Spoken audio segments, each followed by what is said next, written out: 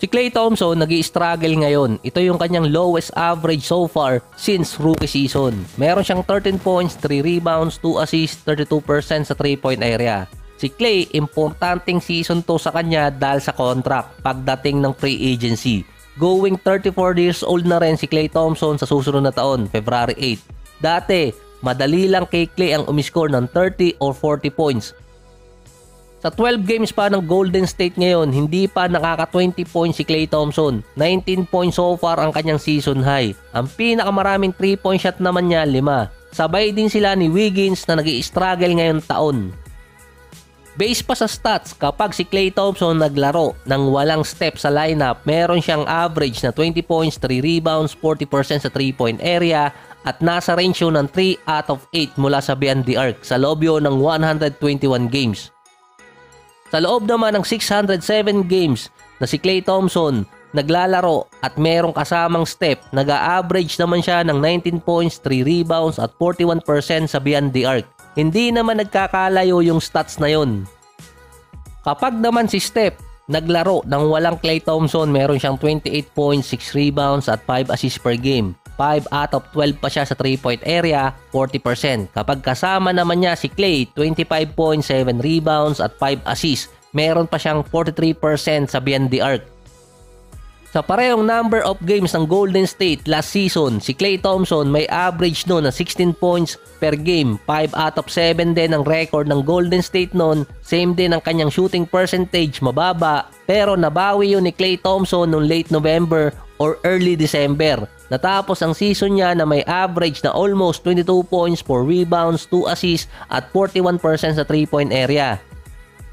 Nasa slow start si Klay Thompson sa loob ng 2 taon. Sa 2022 na nakabalik siya, nag-struggle pa rin naman si Klay ng ilang games pero naibalik naman niya yon nung mga sumusunod dahil may minutes restriction pa si Klay. Base kasi sa mga nilalagay na review ngayon, bumaba ang steal rate ni Klay at defensive rating. Kapag binangga pa siya, nawawala sa balanse. Nadidepensahan na rin siya ng todo ngayon. Base din kay Coach Steve Kerr, malaki kasi ang nakaload ngayon kay Klay kapag nasa opensa sila, lalo na walang step. Si Wiggins pa nag-i-struggle. Kaya ang babantayan ng kabilang team ay itong si Klay kapag wala si Steph. Lalo na nag-i-struggle nga si Wiggins kahit sa depensa. Hindi rin makagawa ng space si Klay Thompson para makascore ng mas magandang posisyon. Dati simple lang sa kanya yon. Dagdag pa ni Coach Steve Kerr ay naghahanap pa talaga ng spot si Klay ngayon. Hindi naman binawasan ang kanyang role sa team, hindi tulad kay Wiggins dahil nga sa rotation. Base naman kay Klay, hindi naman nakaka-apekto sa kanya ang contract extension.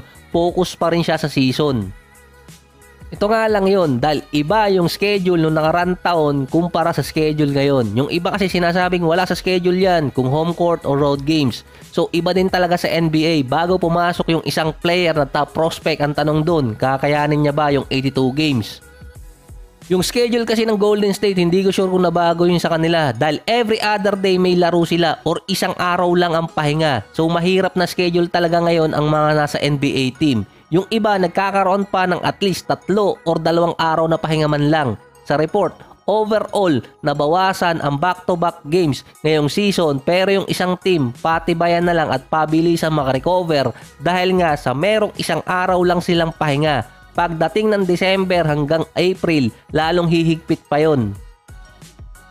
So far, yung pag-struggle ni Klay Thompson halos katulad lang din yun ng last season.